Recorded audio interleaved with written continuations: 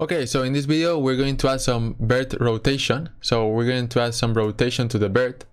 So right now what we have is that we have a bird that flaps and jumps, but we want the bird to rotate upwards when it goes up, and if it falls, we want the bird to rotate down. Okay, so how do we achieve this? Or how can we achieve this? Okay, so let's go to the bird script first, and inside the update method, we could actually implement the rotation because we want to make sure, we want to check in every frame if the bird is going up or down. And then according to that, we want to change the rotation of the bird. So the first thing that we're going to do is that here up before the methods, we're going to create some variables. Okay, we're going to create a variable of type int called angle. So this is going to be the current angle of the bird. And this is the variable that we're going to change according to the velocity of the bird along the y-axis, because the bird moves only along the y-axis. It doesn't move along the x-axis. So if the velocity along the y-axis is positive, we want the bird to rotate upwards. And if the velocity is negative, we want the bird to rotate downwards. Okay, so we declared the variable called angle. Now let's declare another variable called int max angle. This is going to be the maximum angle that we want the bird to have. So it could be maybe a 20. And then let's create another variable called int mean angle. And this angle is going to be the lowest angle that we want the bird to have. In our case, it's going to be -90. All right, so we have max angle and mean angle declared. So now the only thing that we need to do is here in the update method, we're going to check. So if rb.velocity.y, let me scroll a little bit so you can see it better. If rb.velocity.y is greater than 0, so if we're going up, so if rb.velocity.y is greater than 0, it means that we're going up. Then we want to actually increase the angle. So but before increasing the angle, we want to check if the current angle is equal to the maximum angle that we have. So we can say if angle is greater than, is less than or equal to max angle. So if our current angle is less than or equal to max angle, we can actually set the angle equal to angle plus, let me see if I can write this, plus 4. So if the angle is less than or equal to the maximum angle that we have declared, the maximum angle that we have declared is 20. So if the angle is less than or equal to 20, we want the angle to be equal to angle plus 4. And we are doing this because we want to make the bird rotate upwards. Okay, so now we're gonna say else. So if rb.velocity.y is greater than 0, then else, and we can say else if. So we haven't talked about this, but one thing that we can do is we can say if, then we can say if, else, and then another thing that we can say is else if. So first we check a condition, and if this condition is not true, we can check if another condition is true. So we can say else if rb.velocity.y is less than 0. So if rb.velocity.y is less than 0, then we can check if the current angle of the bird is greater than or equal to minimum angle. So if the current angle of the bird is greater than or equal to -90, if it is, then that means that we can still decrease the angle. So we're gonna say that the angle is equal to angle -3, for example. So we're gonna go faster upwards.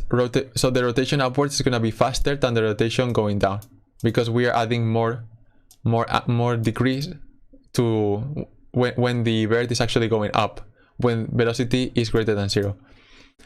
Okay, so now the only thing that we need to do is we need to make the rotation of the bird, because here we are saying that angle, we're setting the value of angle, but we're not setting the rotation of the bird. So to set the rotation of the bird, we have to access the transform component of the bird. So transform.rotation is equal to quaternion.euler. This is how we set the angles. So we say quaternion.euler, and inside this parentheses we set the angles for the three axes, for the x-axis, the y-axis, and the z-axis. So for the x-axis we don't want to change the angle. For the y-axis we don't want to change the angle, so it's 0. And for the z-axis we want to change the angle, so we just type in here angle.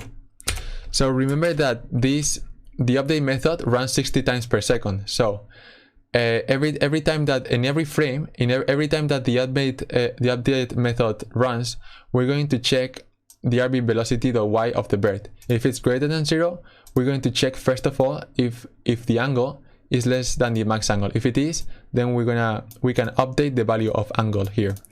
And we're also gonna check if RB.velocity.y is less than 0. If it is, that means that we can decrease the angle.